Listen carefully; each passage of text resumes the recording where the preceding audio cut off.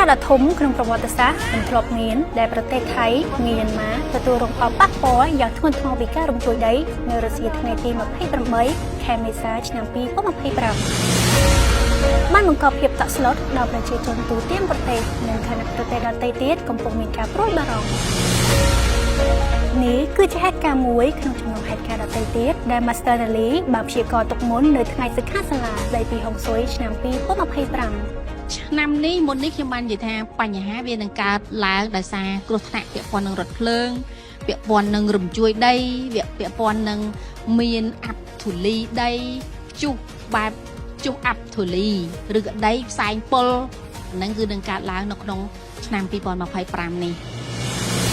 ហើយក៏មាននៅក្នុងសៀវភៅហុងស៊ុយឆ្នាំ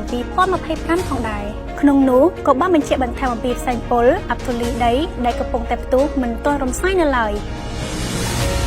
ទាំងនេះមិនមែនជាលើកទី1នោះទេដែល Master Nally បានព្យាករណ៍ពីព្រឹត្តិការណ៍ធំៗដែលអាចកើតមានឡើងជាក់ស្ដែងយើងសង្កេតឃើញថាហេតុការណ៍ទាំងនោះពិតជាត្រឹមត្រូវជារៀងរាល់ឆ្នាំនេះមិនមែនជាជំនឿប៉ុន្តែហុងស៊ុយបែបវិទ្យាសាស្ត្រគឺអាចពិសោធន៍បានជាក់ស្ដែង